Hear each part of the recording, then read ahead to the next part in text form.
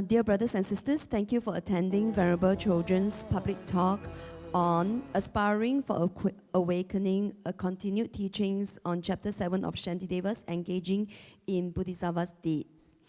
We are really delighted to have Venerable back in Pure Land this year to continue her teachings. But before the talk begins, let us make a few announcements.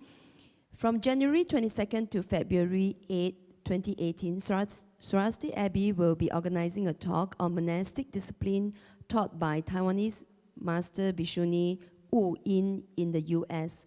This is a very rare opportunity for the nuns in the West to learn Vinaya in community.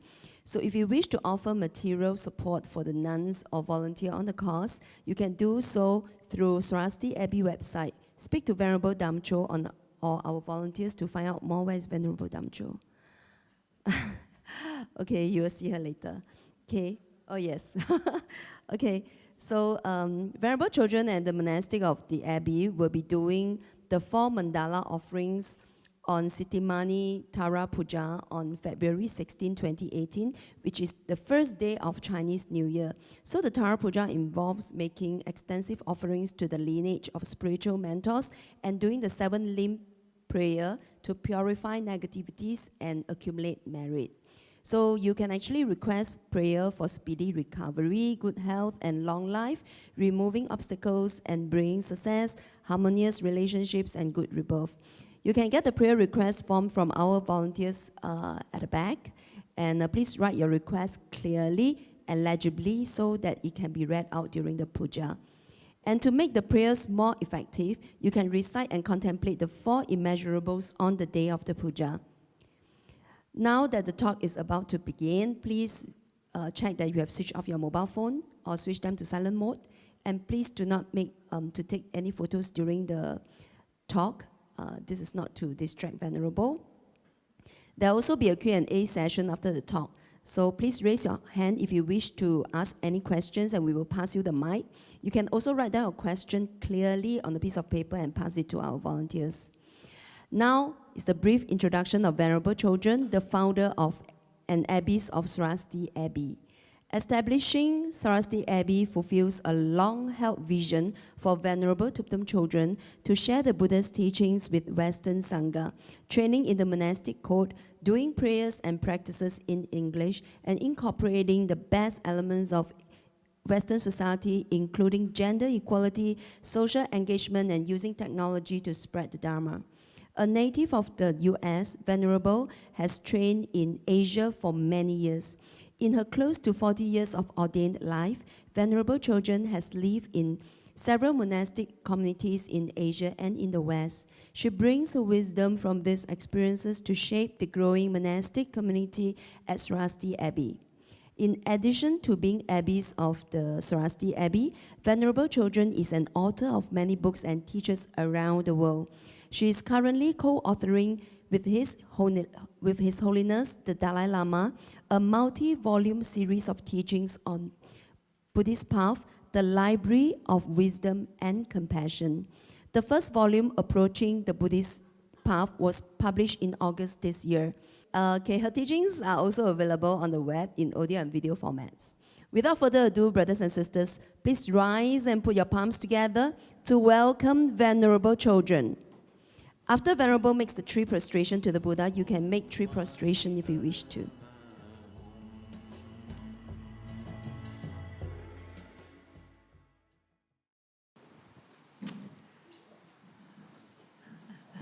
Okay, so welcome everybody. And this evening and also tomorrow evening we'll be talking about Shantideva's fantastic text. The Sanskrit title is Bodhicharyavatara, which is translated into English in various ways. One is Engaging in the Bodhisattva's Deeds, Engaging in the Bodhisattva's Conduct. This book says A Guide to the Bodhisattva's Way of Life, but it's all the same text. Shantideva lived in 8th century in India, and he was an incredible master, as you can tell when you study this book. And we've been studying this book now for several years. Does anybody remember how many? Is anybody here attended all the teachings on the book? They're all online, I think, yes? You can go back and listen. But you'll be able to catch on even if you haven't listened to the previous ones. But it's a book with 10 chapters on the Bodhisattva's conduct. And we're on chapter 7 now, which is Joyous Effort. The previous ones were the Benefits of Bodhichitta. So Bodhichitta is the loving, compassionate thought aspiring to become fully awakened in order to most effectively benefit sentient beings. Chapter 2 is the disclosure of wrongdoing, so preparing to take the Bodhisattva ethical code and confessing and purifying. Chapter 3 it's called the acceptance of Bodhicitta, which is the actual process of generating that very noble thought. Chapter 4 is on conscientiousness, and Chapter 5 on guarding alertness. And these both discuss how to practice bodhicitta. And one of the chief things we have to do, of course, is overcome our mental afflictions, beginning with ignorance, clinging attachment, anger, and all the other ones. Chapter 6 is on fortitude, how to endure suffering, insult, and even the difficulty of practicing the Dharma with a happy mind. Chapter 7 is on joyous effort, which is the chapter we're on right now. 8 is on meditation, and 8 is an incredible chapter. It's talking about equalizing and exchanging self with others, which is the heart of the bodhicitta practice.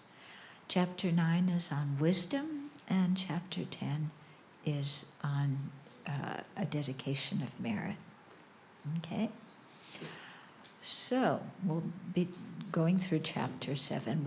We got through verse 30 last year, but I'll do a review of the beginning of Chapter 7, so that the people who missed it can catch up, and the people who heard it last year who forgot it can remember it, hopefully.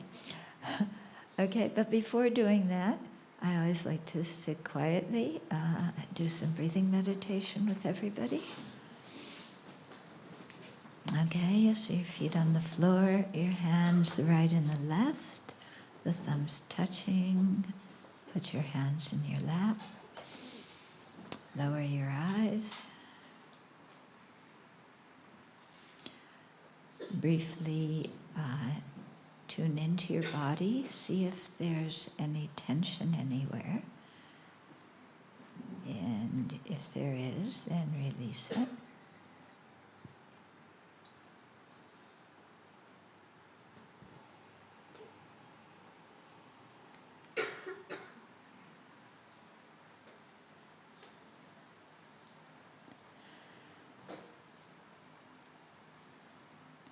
And then become aware of your breath,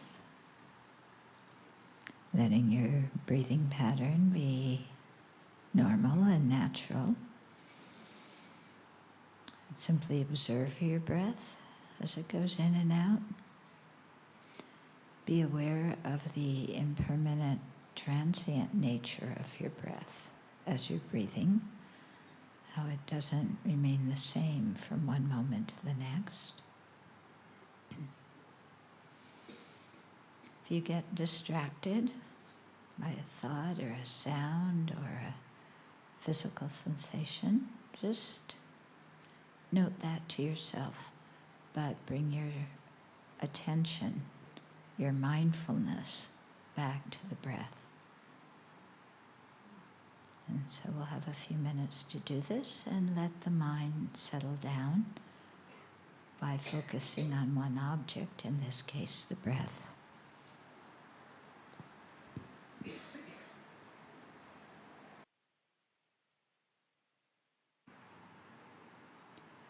Before we begin, let's cultivate our motivation.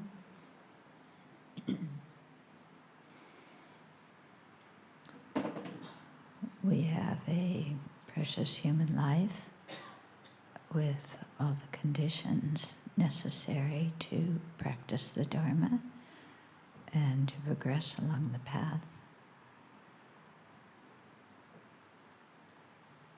It took a lot of effort to create the causes for this life in previous lifetimes, and yet we did, and so we have this great fortune today.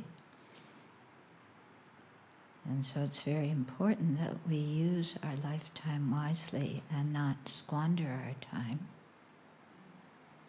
But while we have the chance to learn, think, and meditate on the Dharma, to really engage in doing that, and do it sincerely with a virtuous intention, with a genuine aspiration,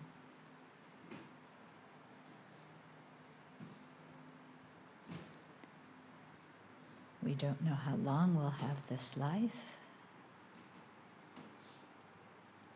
Death is definite, but we don't know when it will come. So it's important to practice now. And the best way to make our life meaningful is by generating the bodhicitta, that intention for full awakening, in order to best be able to benefit sentient beings. So let's do that now and make that our motivation for sharing the Dharma together this evening.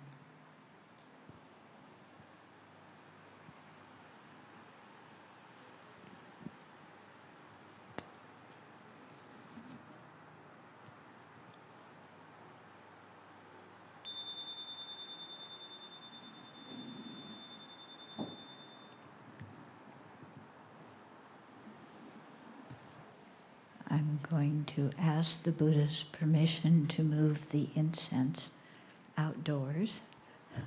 It's a bit too strong for my lungs.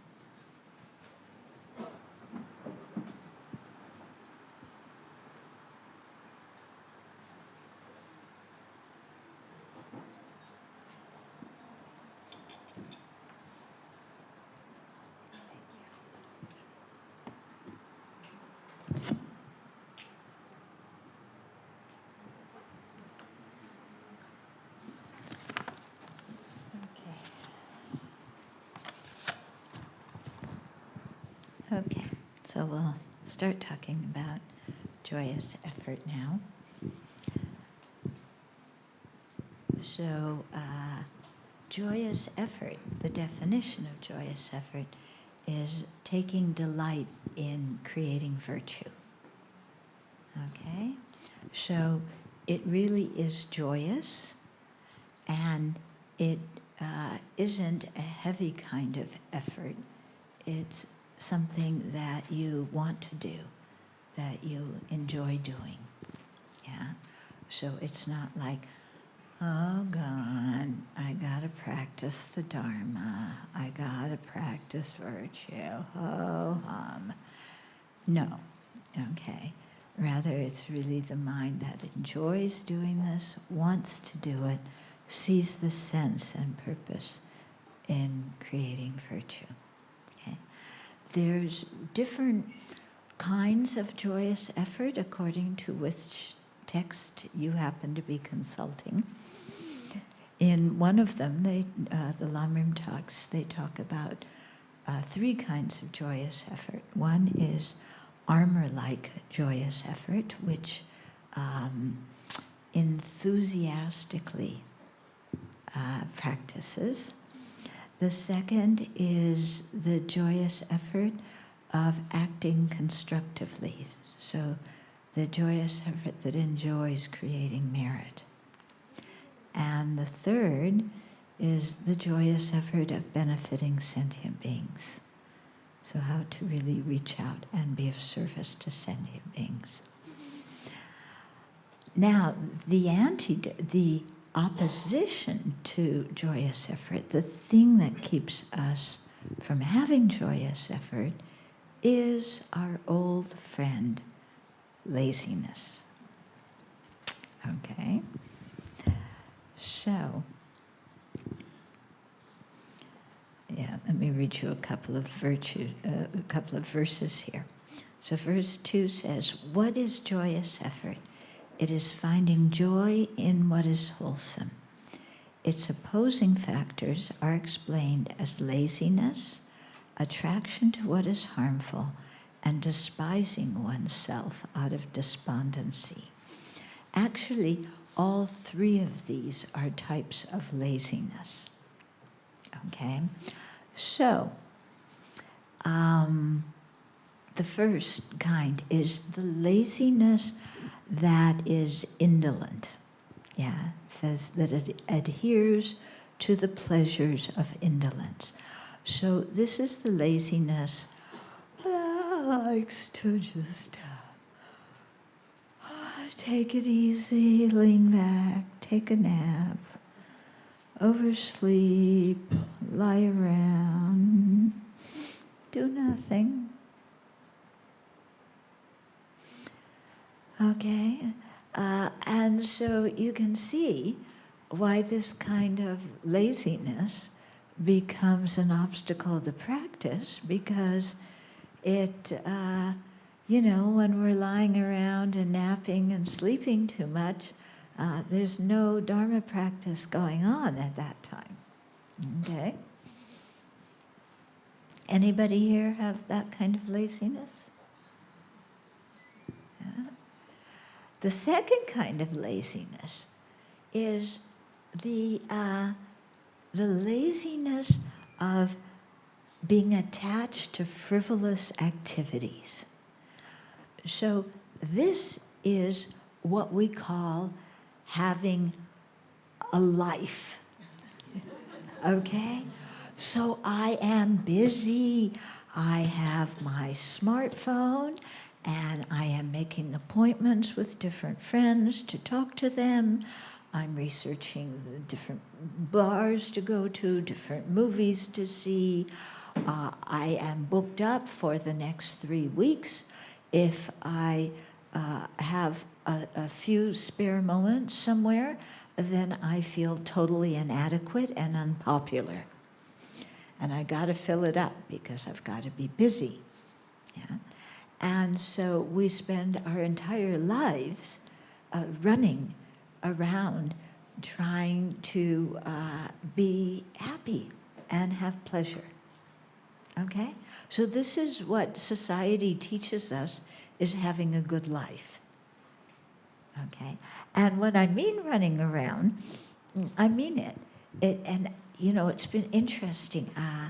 I've been watching Singaporean cockroaches. Yeah. And if you had a race between Singaporean cockroaches, Hong Kong cockroaches, and US cockroaches, your cockroaches would win. They are so fast. Zip, zip, zip, zip, zip, zip. I think KL's cockroaches are almost as fast as yours. Okay? But that's exactly what we're like in our attachment to frivolous activities. We run from this activity to that one, to the other one. It's like these cockroaches. You can't catch up with them. Yeah?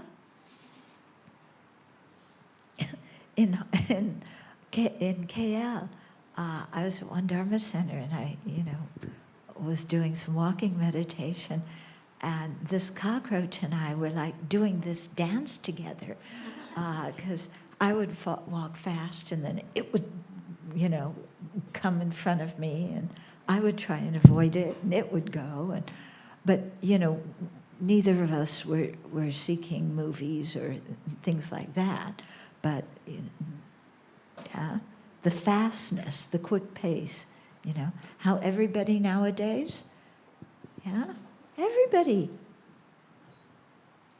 crossing streets, don't even look at the lights, don't look if another person's coming the other way, just look. Reality is now about 2 inches by 4 inches, sometimes 4 inches by 6, depends on the size of your phone, and your whole life is sunk into that thing. Okay? Keeping ourselves very busy, right? Yeah? You make appointments to go out with your friends. As soon as you meet your friend somewhere, everybody takes out their phone and puts it on the table. And then you spend the rest of the time meeting with your friends with one person or another talking to somebody else on their phone, making an appointment to meet that person somewhere else at a later time. And when they meet that person somewhere else, again, their phone's on the table and they're talking to other people who aren't there, right? We call it happiness. Huh? What? Anyway. Okay, so that's the second kind of laziness. Making ourselves the busiest of the busy, doing nothing that has much importance in terms of spiritual practice. Okay? The third kind of laziness is discouragement, putting ourselves down. I'm so incapable. I'm so stupid. Bodhisattva path is too hard. I can't do it. Become enlightened for the benefit of sentient beings? That's not for me. I want quick, cheap, and easy spiritual development. Where I don't have to put out much effort. Okay? Actually, there's some interesting verses here. Let me read some of them to you about discouragement.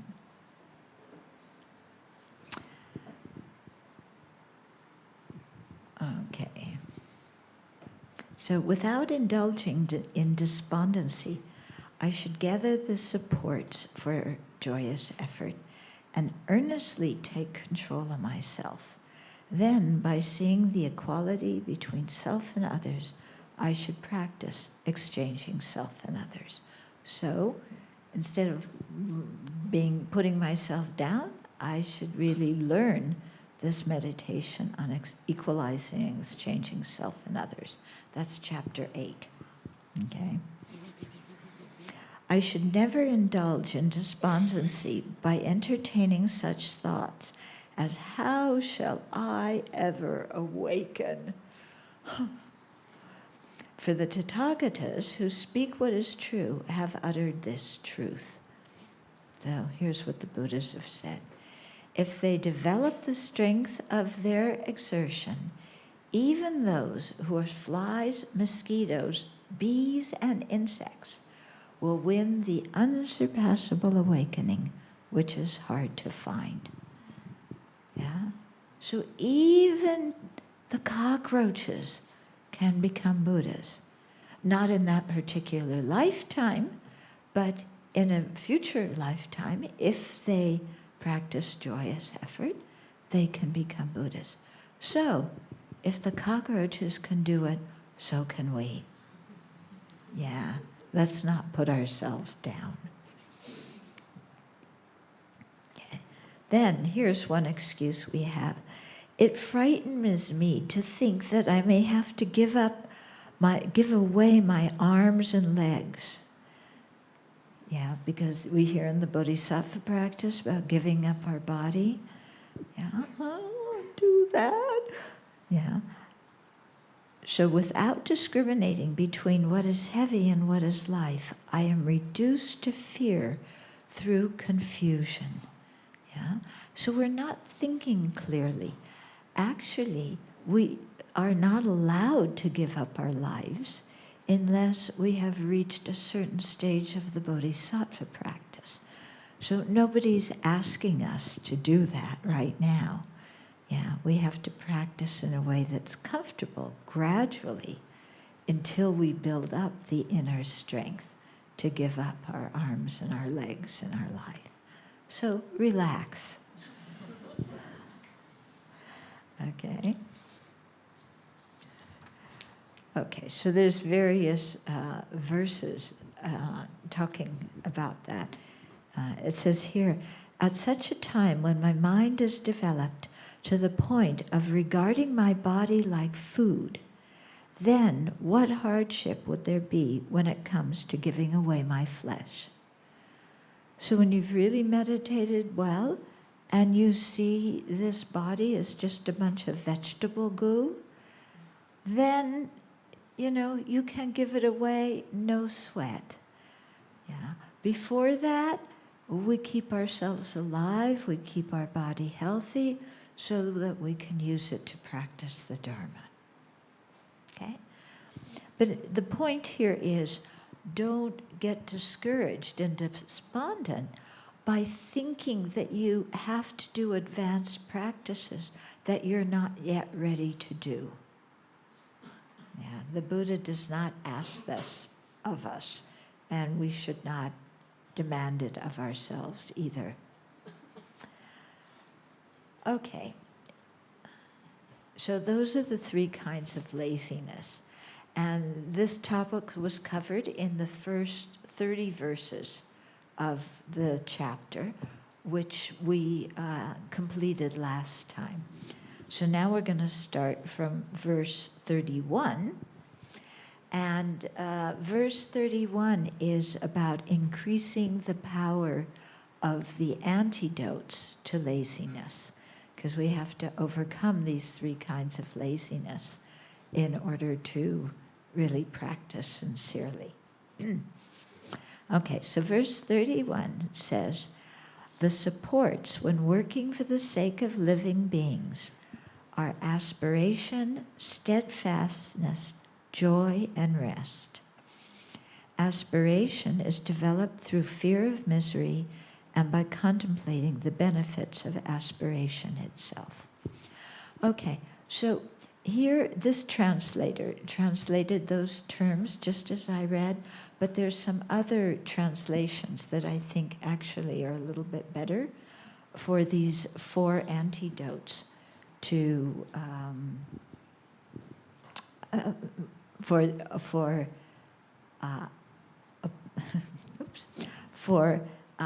increasing the power of the antidotes. Okay, so the first one he translates it as aspiration. Another translation is interest. Okay, and I'll explain that in a minute. But it's aspiration or interest in the Dharma, in attaining higher states. Yeah. The second one, which is translated as steadfastness, another translation is self-confidence, which I think is actually better, because to practice the Bodhisattva path, we need a lot of self-confidence. Yeah. Self-confidence is not arrogance. It's very different from arrogance, but we'll get to that in a moment. The third practice is joy. And the fourth one, here he translates it, some people translate it as relinquishment. Here it's translated as rest. I think rest is good, huh? Yeah.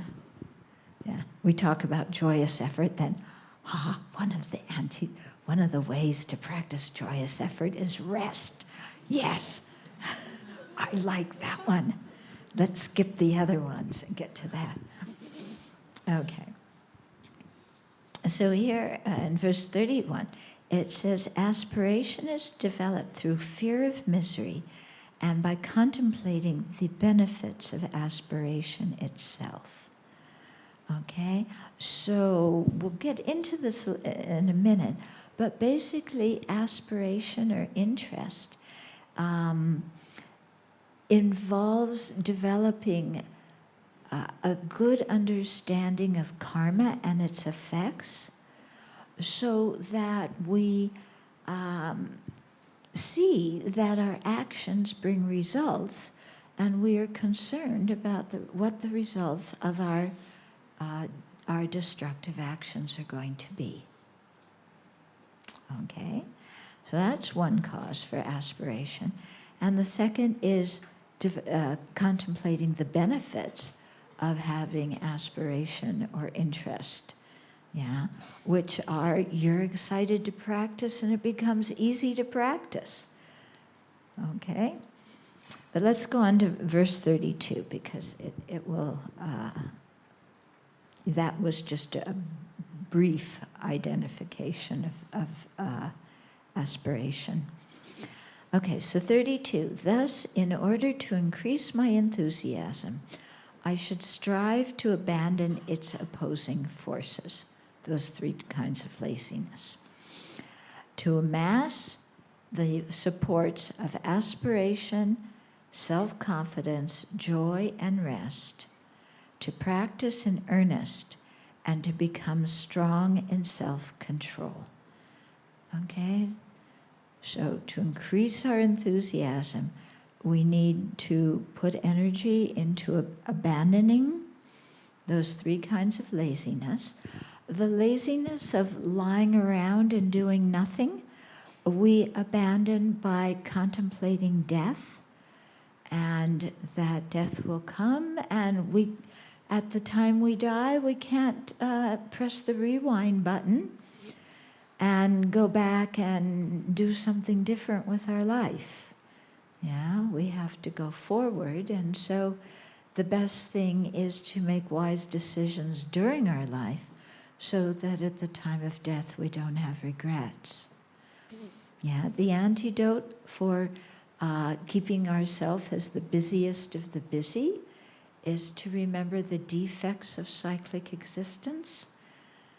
You know, getting born again and again, going up, going down, always being dissatisfied, never having any security, really thinking deeply about these disadvantages of cyclic existence, and that helps us overcome the mind that's distracted towards the pleasures of cyclic existence. And then the antidote to abandoning discouragement and despondency is remembering that we have the Buddha nature, that, even the animals and insects can become Buddhas, so we can too. Okay? And that, we practice the path in a comfortable way, doing things when we're ready to do them. So we don't have to see the path as overly difficult, okay? Or we don't have to see awakening as way too high for us to grasp. Okay. So, verse 33. Okay. So there's several verses here about aspiration, okay? So remember, aspiration is so that we will know what to practice and abandon on the path, and we gain this by understanding karma, learning about karma, contemplating karma and its effects. So verse 33 says, I shall have to overcome the boundless faults of myself and others, and in order to destroy each of these faults alone, I may have to strive until an ocean of eons is exhausted.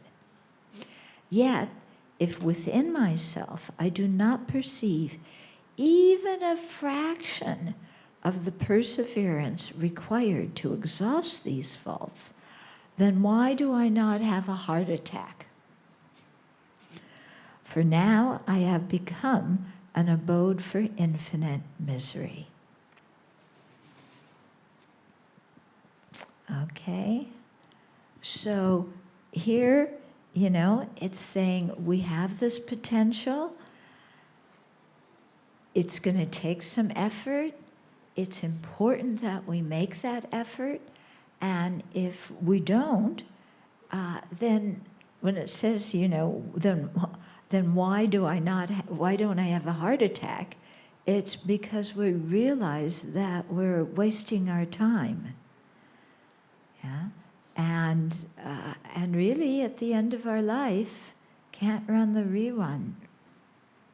So it's really important to think well before we do things. Yeah? And to do what is important and not engage in what isn't important.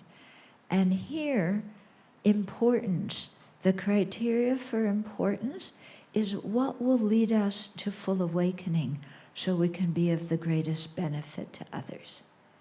Importance is not how much money you can make and how high up the corporate ladder you can go. That is not what's important. You're going to go, what?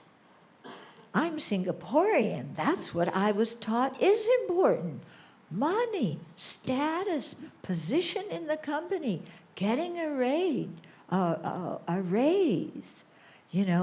beating out my competitors. Yeah, that's what I was educated to do.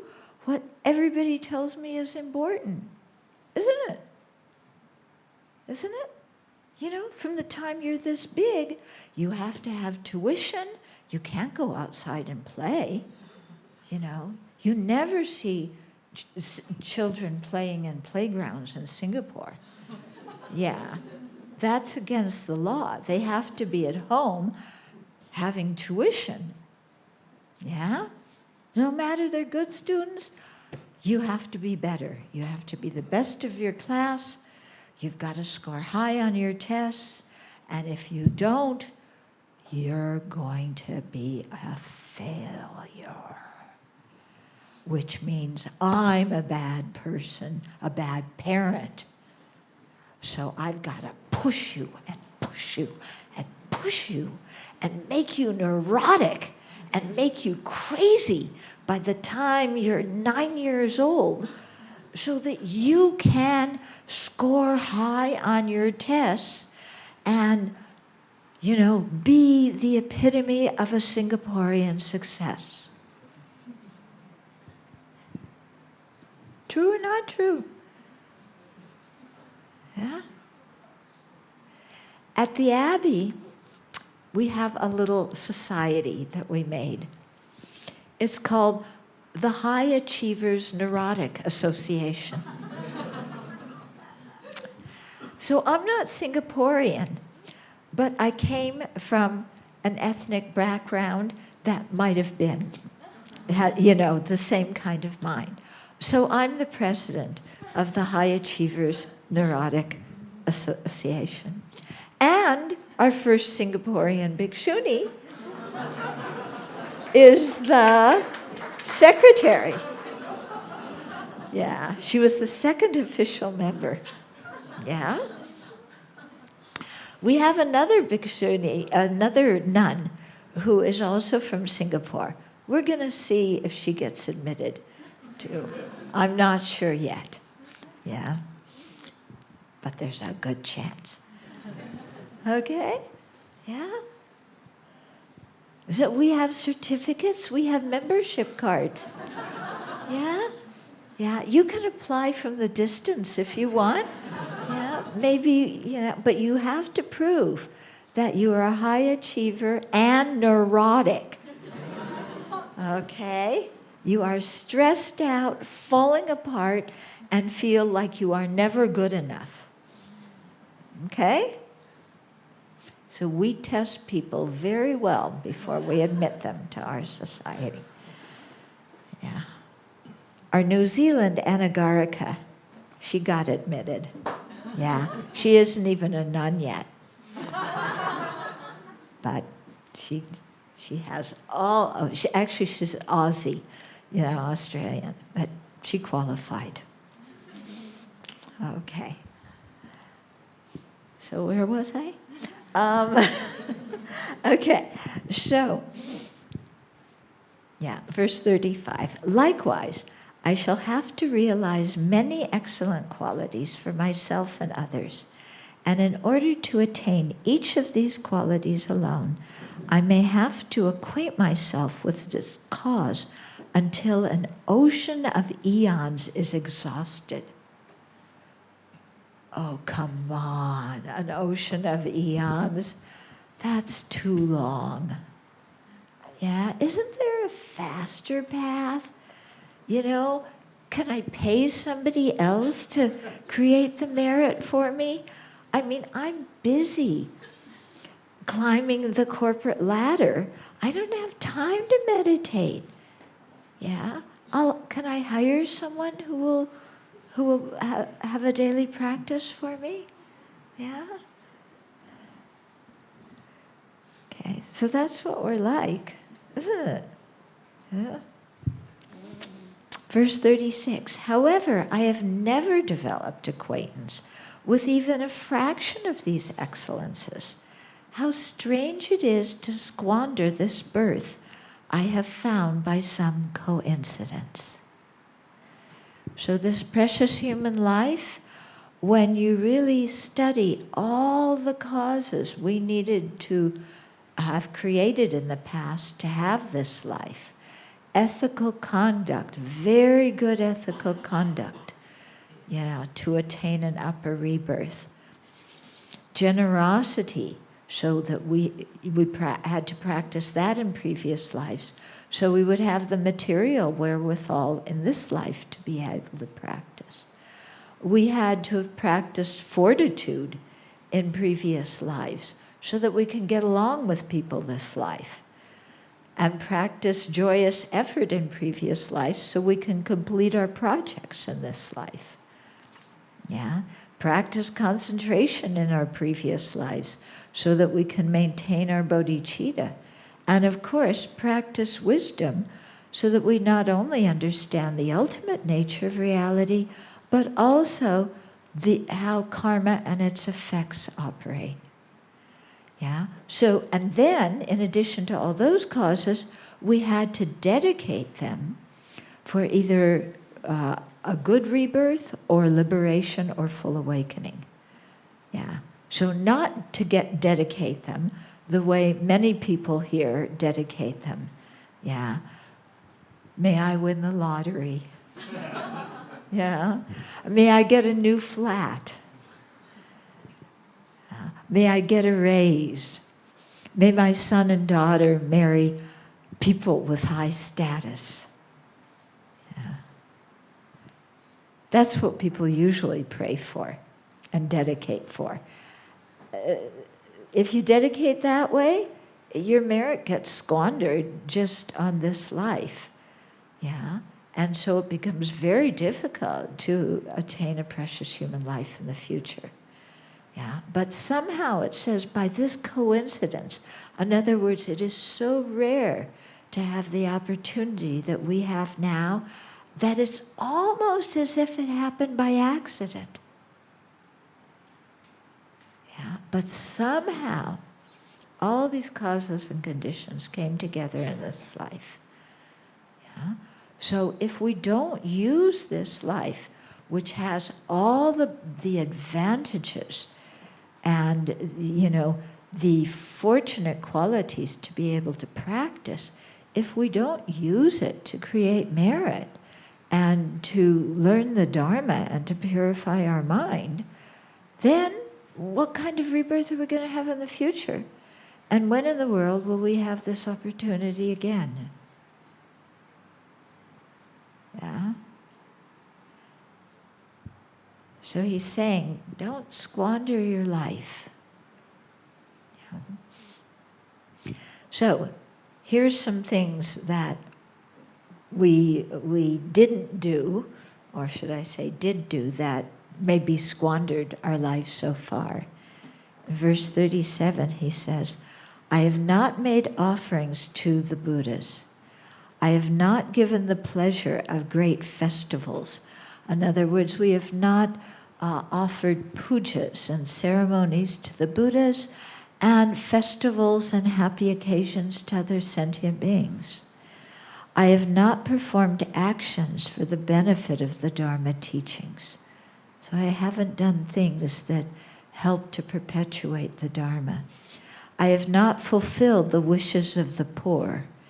I have kept everything for myself. I have not granted fearlessness to the frightened. So people who were afraid, I didn't look out for them. Yeah. And I have not given happiness to the weak. People who were sick, I was too busy to take care of them or to go visit them in the hospital or to help them. All I have given rise to is the agonies in the mother's womb and to suffering.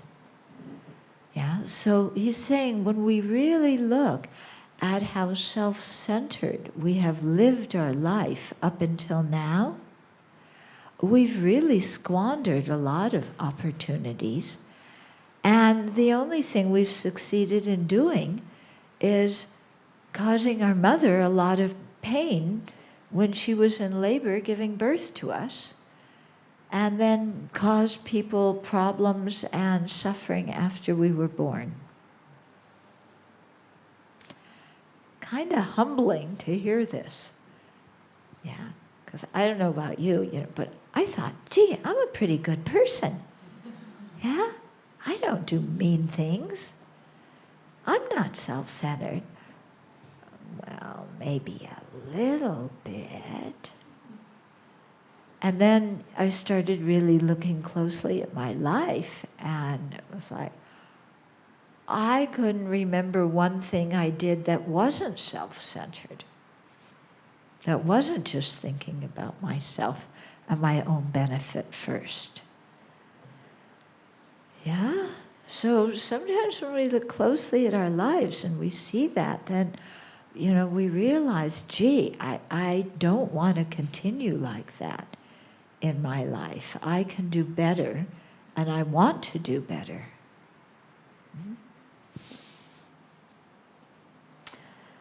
So verse 39, both now and in previous lives, such deprivation has arisen because of my lack of aspiring for the Dharma. Who would ever reject this aspiration for Dharma? So both in this life and in previous lives, we've had many unpleasant experiences, different kinds of deprivation and suffering. All of it has been a result of our own destructive karma and our lack of creating virtuous karma. Okay? And all of that happened because I didn't really take the Dharma seriously. I didn't aspire for the Dharma. I aspired for worldly gain. Okay? So it's saying, who would ever reject this aspiring for Dharma? Like, why did I just ignore the Dharma in the past? That was really rather foolish of me. Okay, verse 40. The Mighty One, meaning the Buddha, himself has said that aspiration is the root of every facet of virtue. Its root is constant acquaintance with the ripening effects of actions or karma. Okay, so the Buddha himself said that aspiration or interest is the root of every facet of virtue. In other words, if we don't have interest in virtue, we're not going to create it. If we don't have aspiration to create virtue, we're not going to do it. It's like anything in our lives. If we don't have an aspiration for it, if we don't have interest in it, we're not going to engage in it. We're just going to ignore it.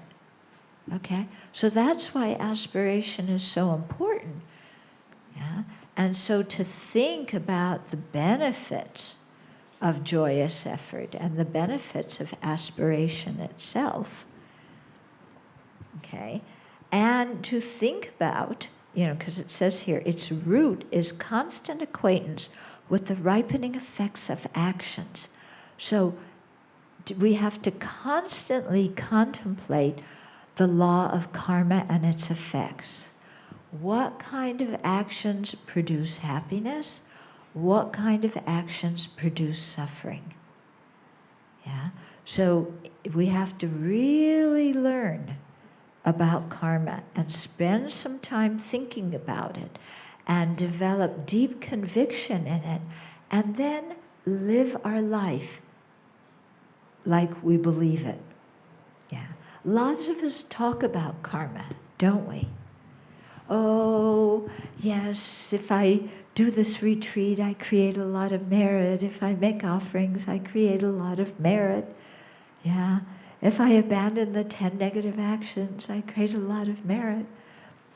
But when a situation comes where we have the choice to lie or not lie, and if we lie, we're going to get some kind of worldly gain, what do?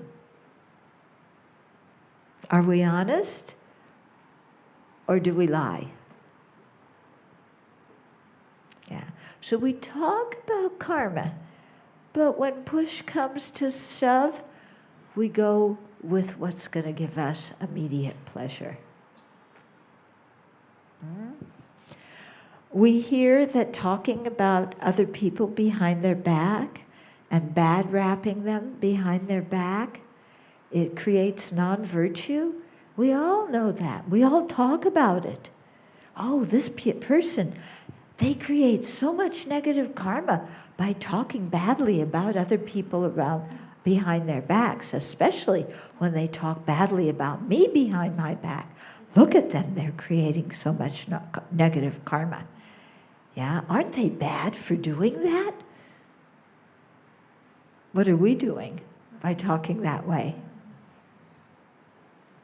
Yeah, creating negative karma. Okay. So we talk about negative karma, but when we have to actually abandon it tomorrow, day after tomorrow, okay, sometime later. Yeah. Okay, so we need to really develop this understanding of karma. So there's a few books that will help us to do that. One is the book Good Karma. I won't tell you who the author is. And it's all sold out here. So you have to go to Awareness Place or Evergreen or Amazon or something. But it is a commentary on a poem written by Dharmarakshita, who was one of Atisha's gurus. And it's this amazing poem because he talks about the situations that we experience now and what kind of actions we did in the past that caused those situations that we experience now. Yeah. And he's very direct, put it that way. He doesn't tippy-toe. He says it, boom, which I personally like because I'm rather thick-skulled. So I need a very direct approach, to the Dharma, not the nice, pleasant approach of, dear, you might think that maybe, possibly, you should talk nicer to other people. This is just a suggestion. That approach does not work with me. Okay? I need the approach of people, you don't like people insulting you? look how much you've insulted them. What do you expect? Yeah, what do I expect? Oh, I expect to be able to do all the negative things I want, and they're not going to have any result. And I expect to not have to exert myself to create virtuous karma and have lots of happiness. That's what I expect. Yeah? Does that fit in with the Buddha's teachings? No. Totally the opposite of the way karma, the law of karma, functions. But that's what I want. So that's why still here in samsara. Yeah? You get what you create the causes for. Okay. Verse 41, physical pain, mental unhappiness, and all the various kinds of fear, as well as separation from what is desired, and all arise from an unwholesome way of life. Okay, so here he's teaching us about the law of karma. Physical pain, from, a small headache to, the pain of dying with cancer. Mental unhappiness. Yeah. How many of you have had more physical pain in your life than mental pain? Hands? How many of you have had more mental pain than physical pain? It's amazing, isn't it? Yeah? So much mental pain. And it's all the result of our own negative actions. Yeah? We are not unhappy because it's other people's fault. We are unhappy because we're not practicing virtue. We're practicing non-virtue. So we get the results of, what we're practicing. So physical pain, mental unhappiness, all the various kinds of fear. Okay, fear of spiders, fear of the dark, fear of your boss, yeah, fear of your kids, fear of your parents.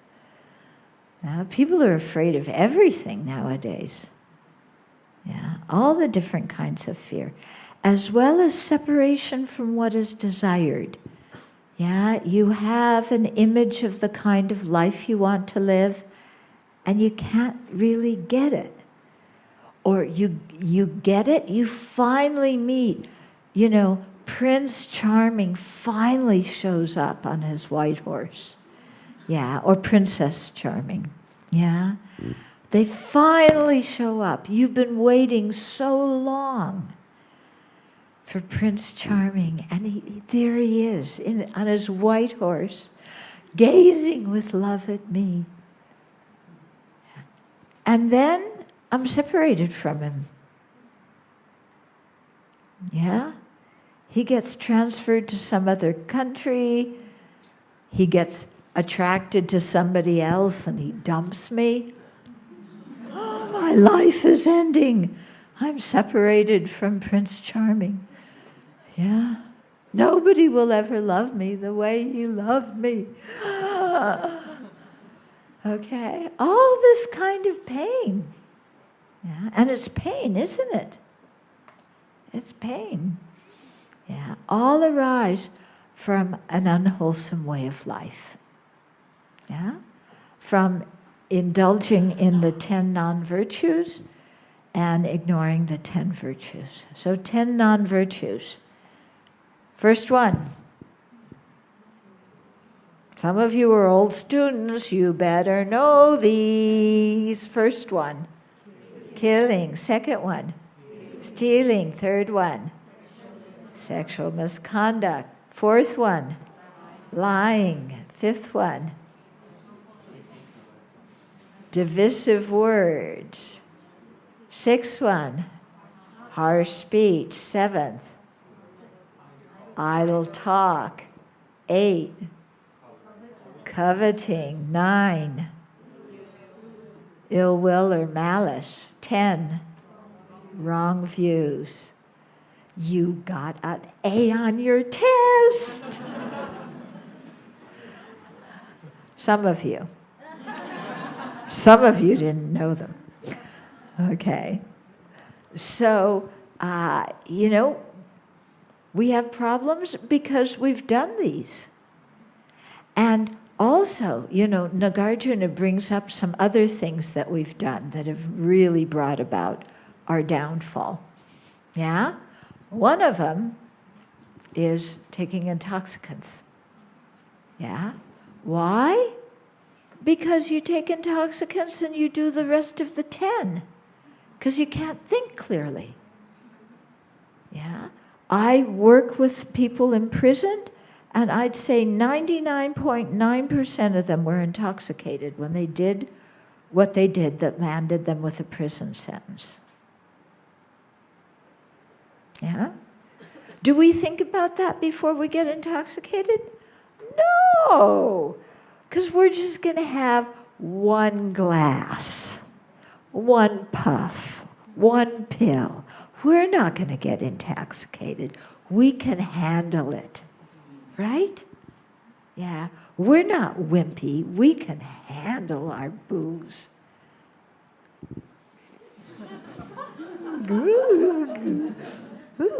Yeah? Okay, so intoxicants create so many problems in our life. Another one Nagarjuna pointed out, gambling. Yeah? You have a little bit of money, instead of using it for your family, for your kids, yeah, even to eat nutritious food yourself, what do? You go to the casino, la.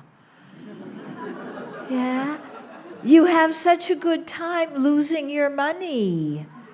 Isn't that fun? Placing bets and losing money. Yeah? Except we think, this time I won't lose, I will win. Now, if that were true, and everybody was correct in thinking, this time I'm going to win when I go to the casino, then, logically, the casino should have been out of business a long time ago, because everybody would have won. The casino is prospering, isn't it? Bringing in tons of money. So whose money is the casino bringing in? Yeah, the money of the people who go there and gamble, who have such a good time losing their money. Huh?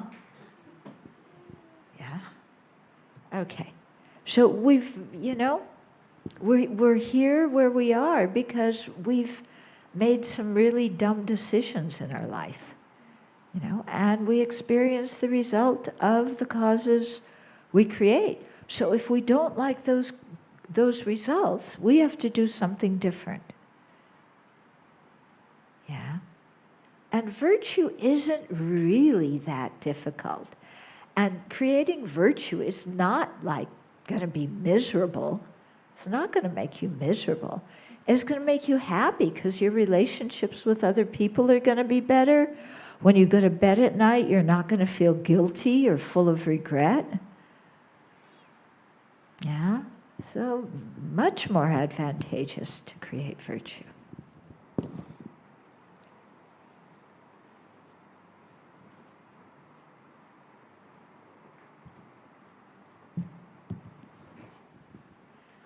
Okay, so that's verse 41. Verse 42.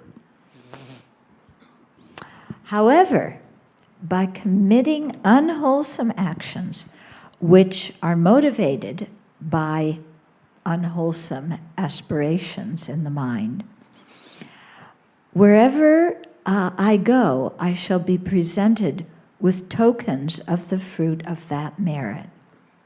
Oh, I read this wrong. However, by committing wholesome actions, which are motivated by the constructive aspirations in our mind. Then, wherever I go, I shall be presented with the tokens of the fruit of that merit.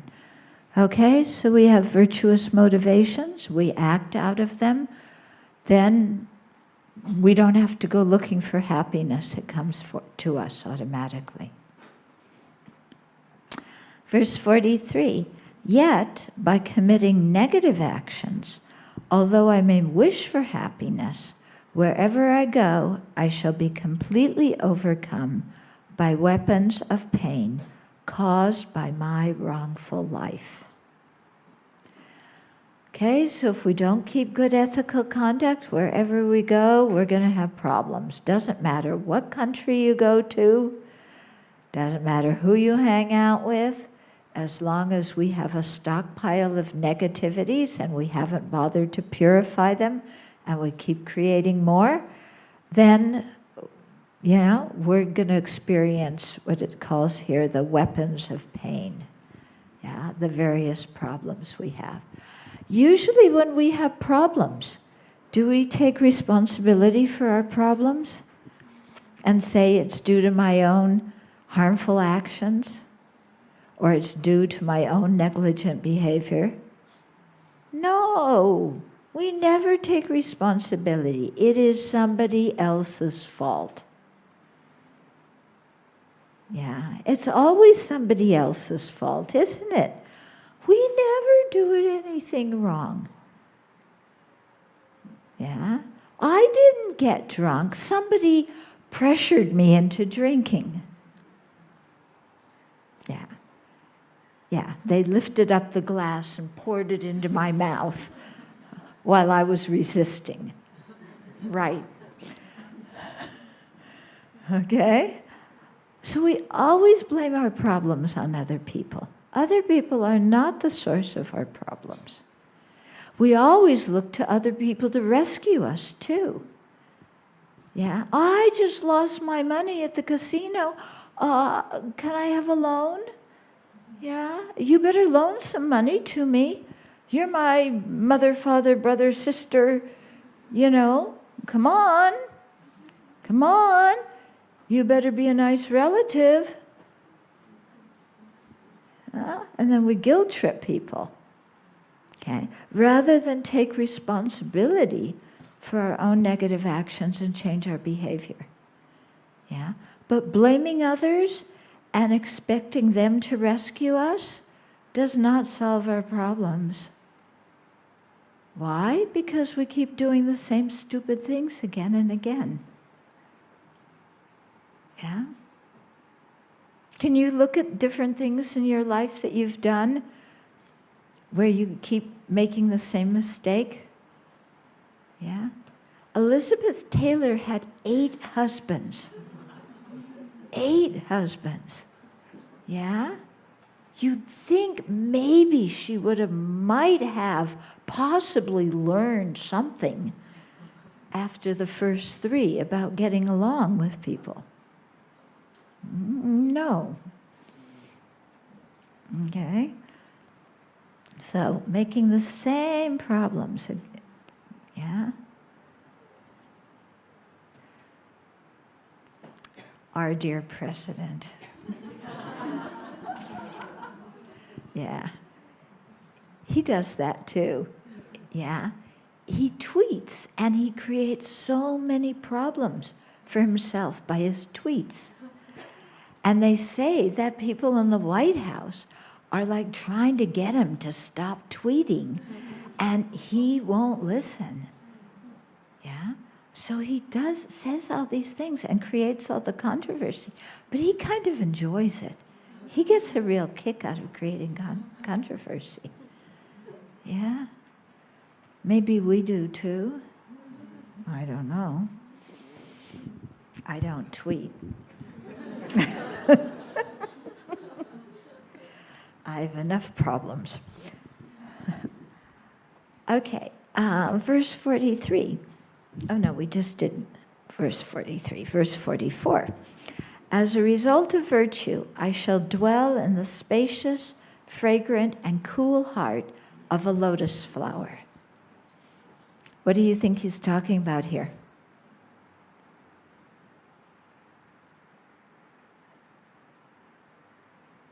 I should dwell in the spacious, fragrant, and cool heart of a lotus flower. How many of you went to last night's talk? Yeah? What are you born in Sukhavati? There's 9 types of lotus flowers. Okay? So as a result of virtue, I shall dwell in the spacious, fragrant, and cool heart of a lotus flower. My radiance will be nourished by the food of the conqueror's sweet speech. Yeah? So my spiritual radiance, my virtue, will be nourished by the food of Amitabha's sweet speech. Yeah? My glorious form will spring from a lotus unfolded by the Mighty One's light.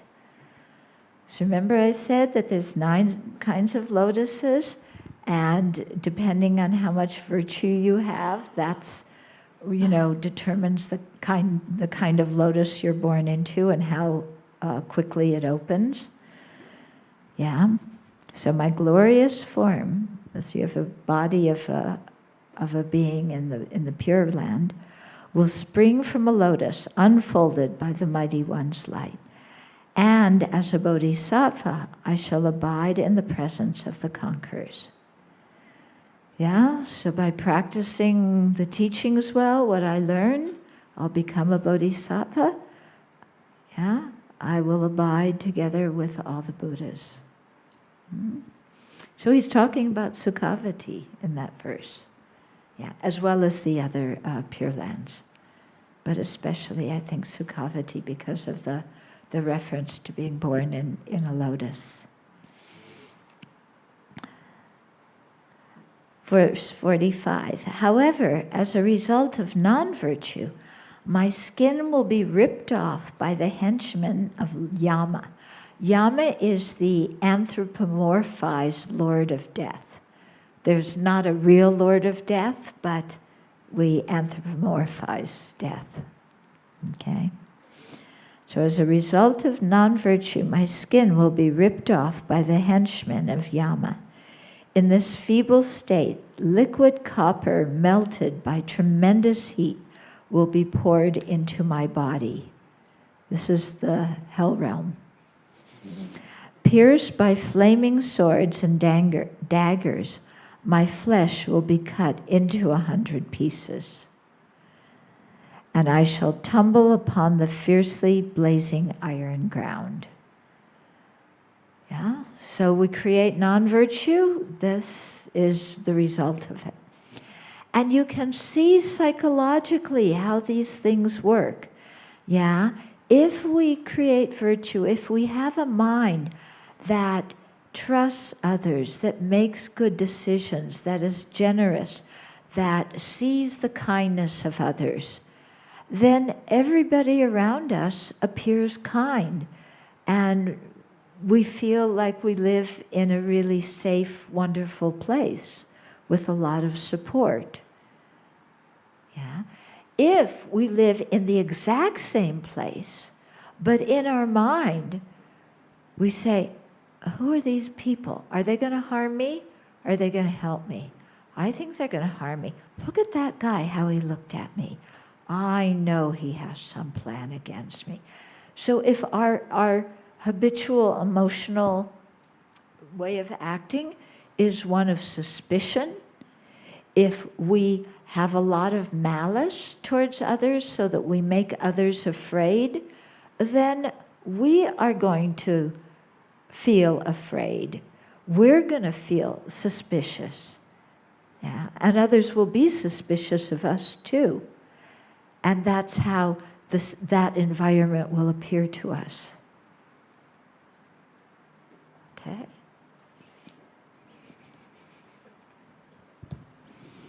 So it's not necessarily that the environment changes. It's what our thought is that changes our experience in that environment.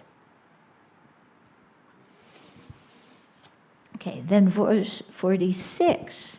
the first two lines complete this first power, the power of interest or aspiration. Therefore, I should aspire for virtue and with great respect acquaint myself with it. Okay? So that finishes the first of the four powers that are helping us to have joyous effort. Yeah? The second part of verse 46 starts with self-confidence. Okay, so it says,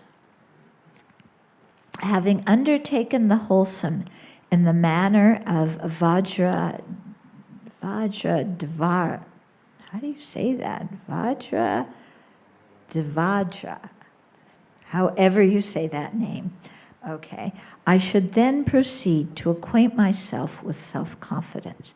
Okay, so there's a footnote here. I'm going to read to you about Vajradvajra, however that name is pronounced. Okay, so this is something from the Avatamsaka Sutra, this reference. So the Avatamsaka, or the Flower Ornament Sutra, says, for example, Devaputra, when the sun shines forth, it illuminates any suitable place without being turned back by such obstacles as blindness in people or uneven mountain formations. Likewise, when a bodhisattva shines forth for the sake of others, he or she ripens and liberates any suitable disciple and is not turned back by the various obstacles present in sentient beings. So this is the kind of joyous effort that bodhisattvas have. Yeah, sentient beings may be rude, they may throw up a whole lot of obstacles, but the bodhisattva is not discouraged and not turned back. Yeah, why? Because they have self-confidence. Yeah, or steadfastness. Yeah, the idea being, that steadfastness is a stable mind, you stick to it, but it's actually self-confidence. It's the feeling of, I can do this. I have the ability to do this. Yeah, I'm not a wimp. Yeah, I can actually do this. And His Holiness Dalai Lama talks a lot about this, because some people think that every time you say the word self, it must be negative. Yeah, so self-confidence, oh, that's bad. Yeah, no, he says the bodhisattvas have tremendous self-confidence. Yeah, why? I mean, you need a lot of self-confidence to practice the 6 perfections. Yeah, compassion. If you're a wimp, forget compassion. Yeah, you have to have incredible courage and inner strength to practice compassion. It's much easier to get angry. That's why we call angry people cowards, because it's much easier to get angry than it is to cultivate compassion for somebody who harms you. Mm-hmm.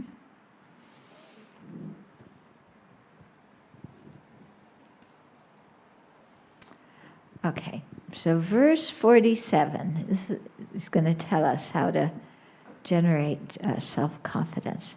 First of all, I should examine well what is to be done, to see if I can pursue it or cannot undertake it. If I am unable, it is best to leave it, but once I have started, I must not withdraw. Okay? So, we have lots of choices in front of us. People ask us for help. Yeah, we volunteer to do different things. But here Shantideva says is actually before we volunteer, before we say we're going to do something, first we should examine well what is to be done, and see, do we have the talent and the knowledge necessary to do it? Do we have the time necessary to complete it? Do we have the interest necessary to continue and overcome obstacles? Yeah. And if we see that actually we're not that interested, it isn't in our skill area, we're very busy with other things, then it's best not to undertake it. Yeah. But if we see that we can do it, then once we start, we should finish and not give up partway. Okay. Now, I work a lot with volunteers. Now, when you work in Buddhist organizations, you depend a lot on volunteers. So people come and they are so earnest and they volunteer to do this and that and the other thing because they love the Dharma and they want to help. And they take the responsibility and you're counting on them to do it. And then, something needs to be done by a certain day, so you contact the person on that day, and you say, yeah, okay, did you finish? And they say, I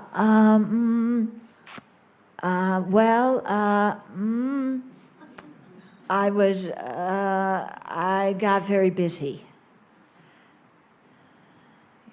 Yeah.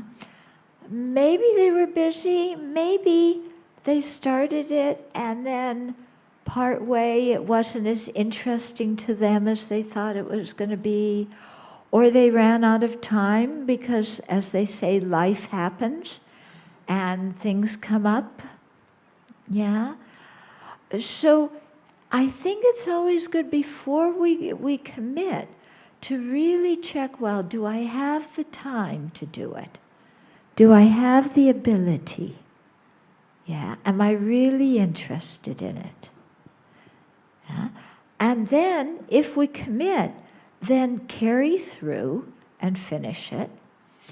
But if something happens, a family member gets sick and all of a sudden, you have to take care of them because they're, very ill, or who knows what happens. If something happens and you can't fulfill your commitment, rather than just forgetting about it and leaving the other person high and dry because they were counting on you and you weren't there, call them. Call the person you promised, you said you would do this to, and say, I'm really sorry, I just found out right now that such and such is happening, and it's really an urgent situation. I have to take care of it, so I'm unable to do what I told you I would do. And I will help find a replacement. That's really good if you can do that. Yeah? Sometimes you may not be able to help find a replacement, so then you have to say, I'm really sorry, but you tell the person as soon as you know. You don't leave it until the last minute. Okay, got it? Because I think all of us have been in situations, haven't we, where we've counted on other people to do things and then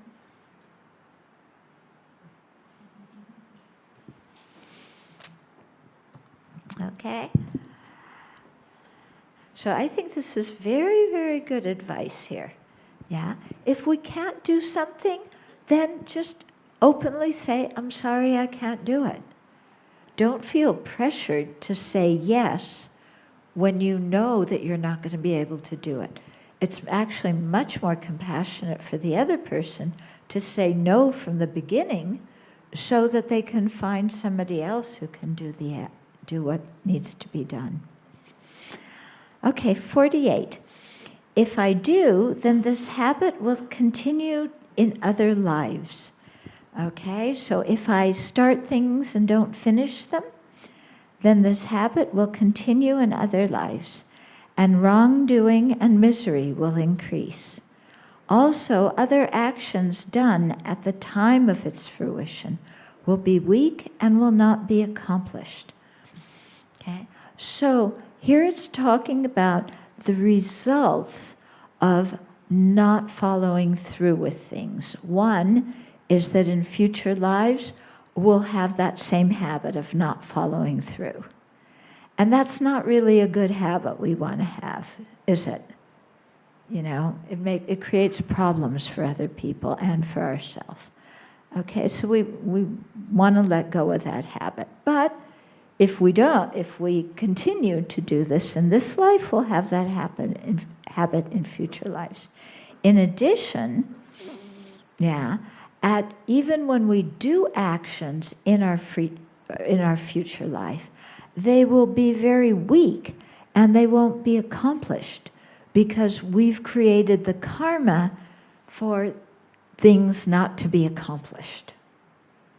Okay? So it'll also mean that sometimes other people will promise to us that they'll do certain things and then they won't follow through. Okay. Verse 49. Self-confidence should be applied to wholesome actions, the overcoming of disturbing conceptions, and my ability to do this. Thinking I alone shall do it is the self-confidence of action. Okay, so we should have strong self-confidence for wholesome actions. And for being able to overcome our disturbing attitudes and our disturbing emotions and our wrong conceptions. We should have confidence. You know, yes, I can learn how to control my temper. Yes, I can learn how to be more reliable. Yes, I can learn to be more generous. To have that confidence in ourselves that we can learn it. And then by thinking, I alone shall do it. Now, one of my teachers, he really practices this verse. And when it comes to generating bodhicitta, or for dedicating the merit, he says, you know, for the sake of one sentient being in the hell realm, by myself alone, I will be born in the hell realm to save that sentient being. Woo, huh? He says that, and my mind goes, can I at least have somebody else there helping me? I mean, well, first of all, I don't want to go to the hell realm. But second of all, and I don't want to go to the hell realm for the sake of some stupid sentient being that created negative karma. You know, why should I have to go to the hell realm to rescue this jerk who could have just not created that negative karma to start with? But now, you know, I have to go to the hell. I mean, you're telling me to go alone? I mean, look, can I have a Buddha or a Bodhisattva to come with me? And I really don't want to stay there very long. So, you know, when it comes for being of great benefit to sentient beings, when my teacher says, by myself alone, I go,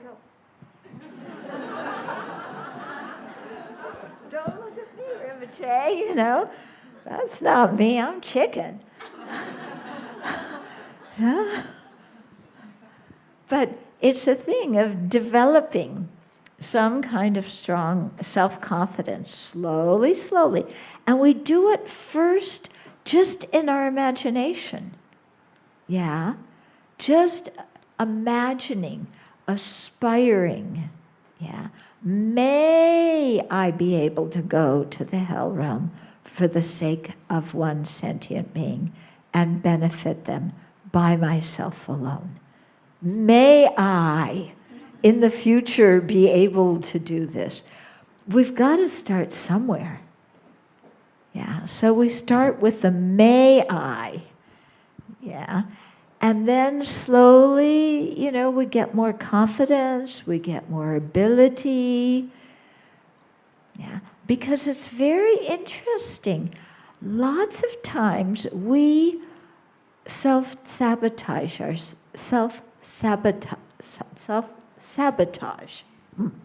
ourselves by telling ourselves something is too hard and we can't do it. But it's also very interesting that when we want something very badly, all of a sudden we can do it. Yeah?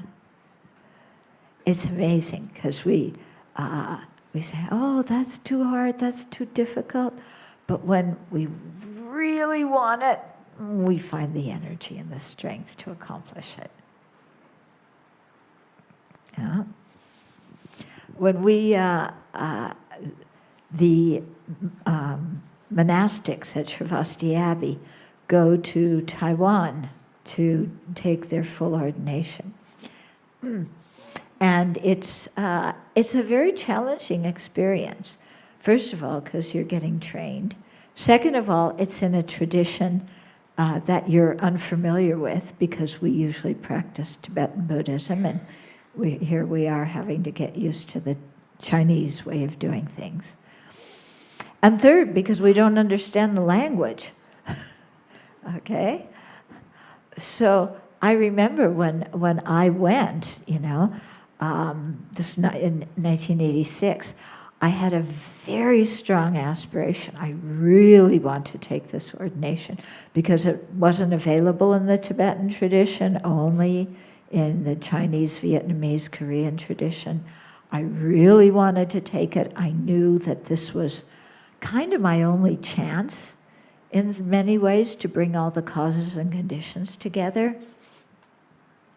But it was hard. Yeah, it was hard, very challenging in many ways. And some of those things, I pushed through and I managed to do everything I had to do because I really wanted to receive the ordination. But in other situations, I probably would have said, oh, I don't feel well today. Yeah? You know how it is? When there's something that you have to do that you really don't want to do, and it's hard. And, you could do it, but you really don't feel like it. Oh, I don't feel well today, La. Isn't it? I don't feel well. I have a headache. I have a stomach ache. I'm sorry, I can't do this. But when it's something you really want, you push through and you don't have a headache and a stomach ache because you're really intent on doing what needs to be done so that you can get what you're aspiring for. So we usually do this in terms of worldly aims, don't we? Yeah? I mean, how many of you would really go to school for pleasure and take all these ridiculous tests because you like to do it? Yeah? You push through and you do all those things because, isn't it? I want some money. But if it wasn't for the money, nah, I wouldn't put forth the effort to do those. What do you think? Yeah? Would you do all the things you do at work if it weren't for the money?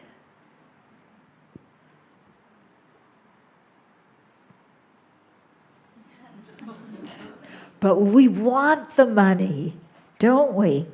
So somehow we do it. Okay. So this attitude that we have for getting money, we should have for creating virtue. Because virtue is more important than money. Yeah, when you die, your money all stays here and your relatives fight about it. Yeah? Doesn't benefit you at all. When you die, your merit comes with you to the next life. Your virtue comes with you. That benefits you. That helps you. Yeah? So we should have that joyous effort, that enthusiastic perseverance, that self-confidence regarding virtue, and not just stupid things. Okay, so we're going to stop here tonight with thinking I alone shall do it, is the self-confidence of action. So we will pause here tonight and continue tomorrow night. Yeah. Please think about what you heard. Yeah. Don't forget it. Think about it. Yeah. And try and apply it to your own life. And try generating some of these aspirations, just in the sense of, may I be able to one day do this. But see how uplifting it is to generate these aspirations. Yeah? Because bodhisattvas aspire for all sorts of impossible things. But it strengthens their mind and it makes them so happy just to do that. So we have time for a couple of questions or comments. If you want to write something down or ask something from the floor.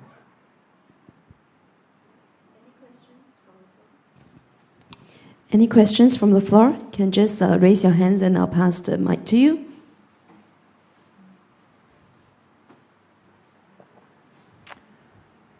Okay.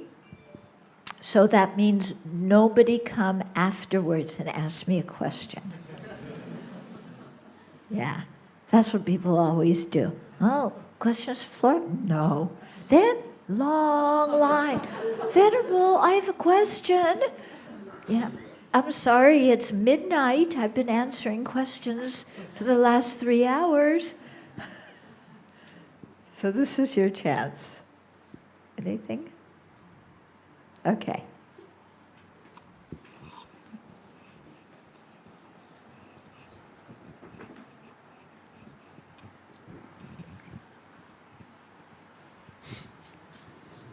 Good evening, Venerable. It's not so much of a question. I'd just like to ask for advice, because I've just recently finished reading the book Abiding in Retreat, a commentary by Lama Zopa. I'm very curious and I'm very interested to try the Nyunye.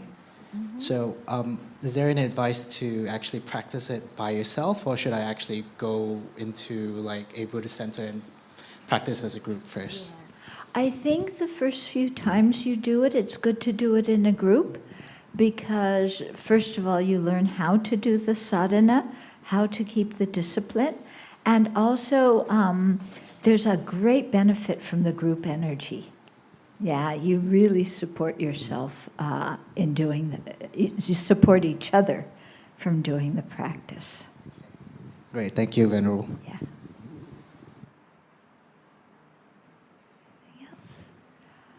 Okay, then we'll dedicate. So rejoice at all the virtue you created, all the virtue everybody here created. Yeah, let yourself feel happy about it. And generate aspirations to continue to cultivate constructive thoughts, constructive emotions. Yeah. Have the aspiration to overcome all the defilements and mental afflictions.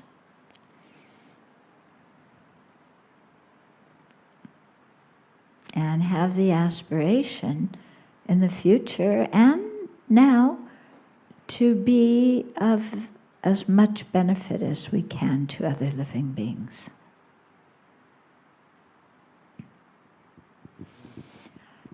Due to this merit, may we soon attain the awakening awakened state of Guru Buddha, that we may be able to liberate all sentient beings from their suffering. May the precious Bodhi mind not yet born arise and grow. May that born have no decline, but increase forevermore.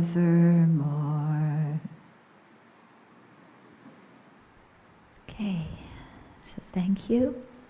And many thanks to all the people at Pure Land who so kindly opened their space and organized and arranged and sponsored the talk. Thank you, Venerable. Thank you, brothers and sisters, and hope that you have enjoyed and benefited from the talks. Venerable, the teaching will continue tomorrow, and tomorrow is the last day for a talk during this period in Singapore. So if you would like to receive money pills or to get Venerable to autograph on the book or to receive a blessing from her, she'll be seated here for a while, so you can just queue up. And now shall we just rise and let's offer 3 bows to Venerable together. We do it on your own time.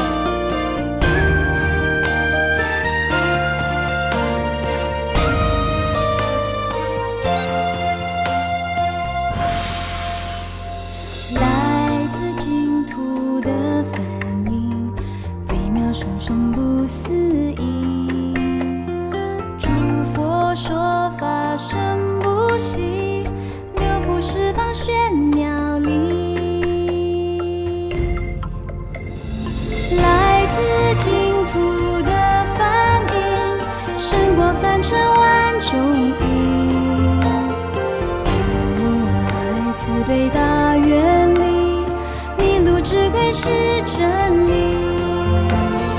佛国净土的法力，懂得殊胜说不尽，唯愿众生早觉醒，殊胜无上妙